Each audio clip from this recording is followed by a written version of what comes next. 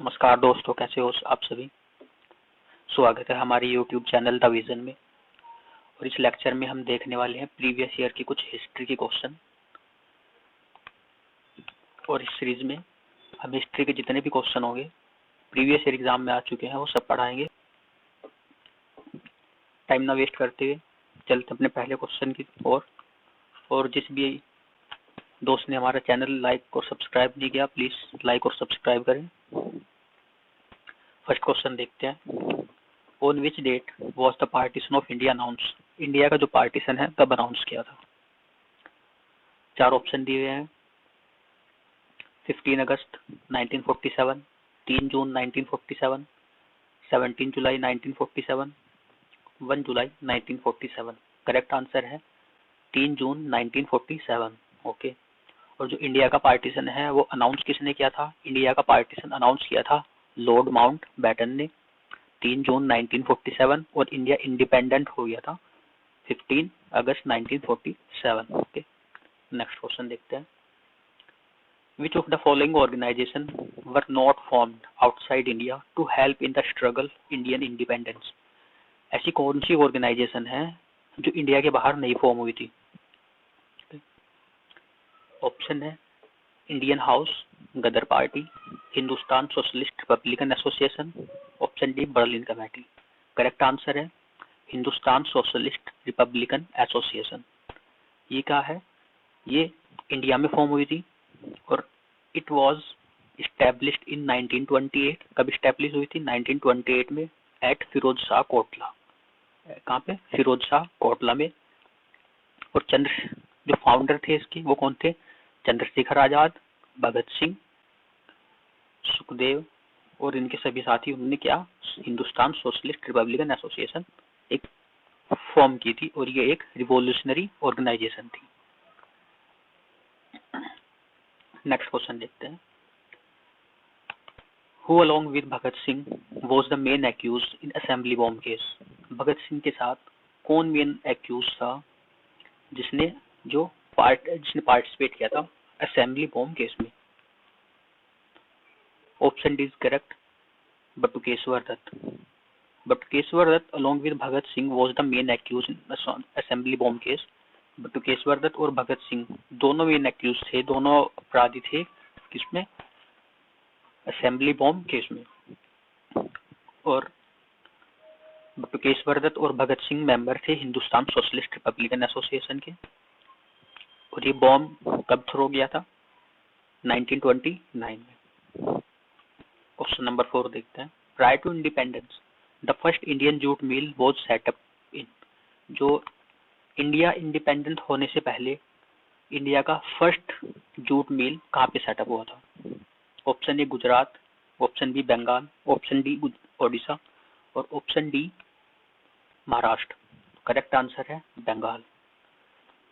First jute mill establish हुआ था eight Rishra river Hooghly, कहाँ पे, नियर रिवर हुगली कलकत्ता 1855 में। ओके। अगला क्वेश्चन देखते हैं। Who presented the first union budget. किसने फर्स्ट यूनियन बजट 1947 में प्रेजेंट किया था। करेक्ट आंसर हो जाएगा आर के सुकमन सेठी ने। किसने किया था, R K Sukman Sethi. The first union budget independent India was presented by R K Sukman सेठी। किसने किया था, आर के सुकमन सेठी। और कभी किया था, नवंबर 26, 1947। Okay. Next question. Where did Rani Lakshmibai died fighting the britisher. Rani Lakshmibai की डेथ कहाँ हुई थी जब वो ब्रिटिश के अगेंस्ट लड़ रही थी। तो करेक्ट आंसर क्या है, ग्वालियर। और वाराणसी क्या है, वाराणसी में रानी लक्ष्मीबाई बॉर्न हुई थी। Okay. She was one of the prominent leading figure of 1857 War of Independence. She was the Queen of Jhansi। वो क्वीन कहाँ की थी, झांसी की थी। She died June 1858। कब, जून 1588 में, while fighting against the British in Gwalior। Question number 7 देखते हैं। Where did the Indian Independent League form in 1907।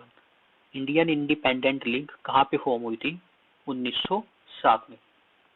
Option है Surat, Calcutta, option B Calcutta, option C California और option D Berlin.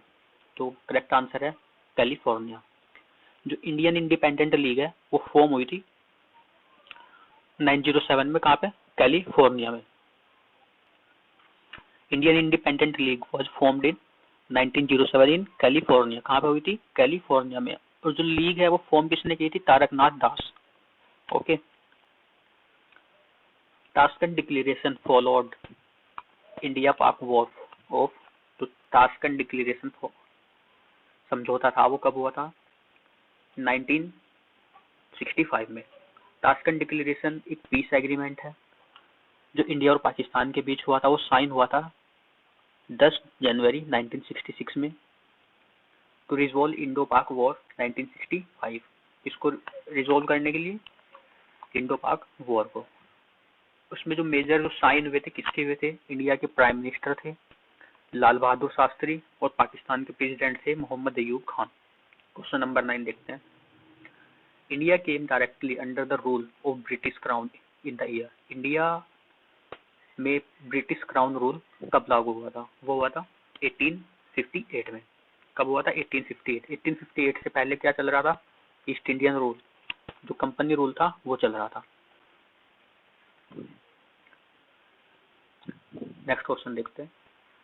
Who is considered as the father of Indian modern renaissance. Father of Indian modern renaissance किसको बोलते हैं? Father of Indian modern renaissance बोलते हैं राजा राम मोहन रॉय। किसको बोलते हैं? राजा राम मोहन रॉय। और राजा राम मोहन रॉय फाउंडर थे किसके? ब्रह्मो समाज। और ब्रह्मो समाज कब फाउंड हुआ था? 20 अगस्त 1828 में। कब हुआ था? 20 अगस्त 1828। नेक्स्ट क्वेश्चन देखते हैं।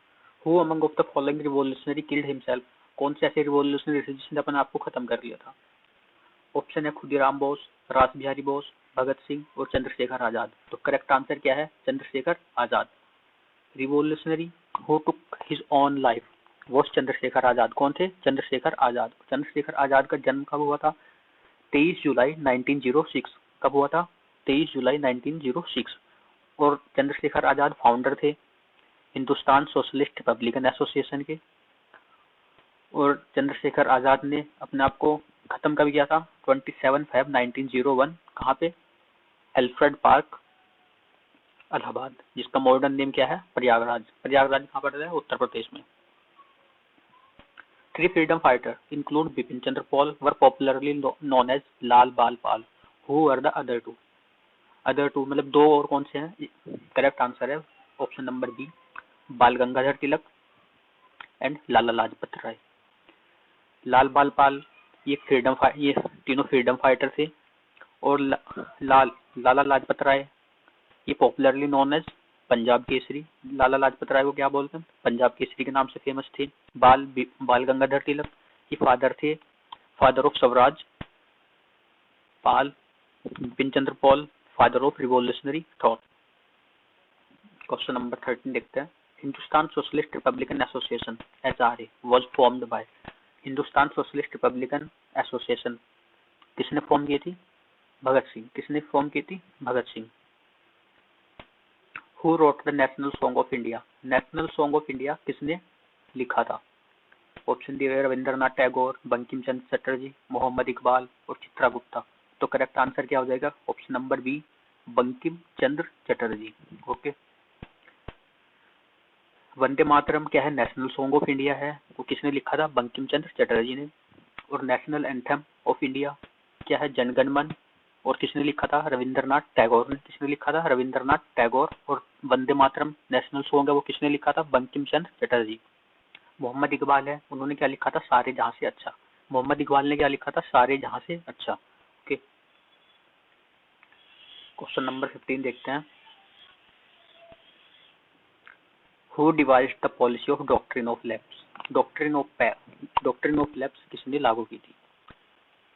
Option A lord Curzon, option B lord Mountbatten, option C lord Dalhousie और option D Robert Clive sorry, option D Robert Clive. तो करेक्ट आंसर क्या हो जाएगा? लॉर्ड डलहौजी। करेक्ट आंसर क्या हो जाएगा? लॉर्ड डलहौजी। आज के लिए इतना ही दोस्तों, मिलते हैं नेक्स्ट लेक्चर में। प्लीज हमारे चैनल को लाइक और सब्सक्राइब करें। धन्यवाद।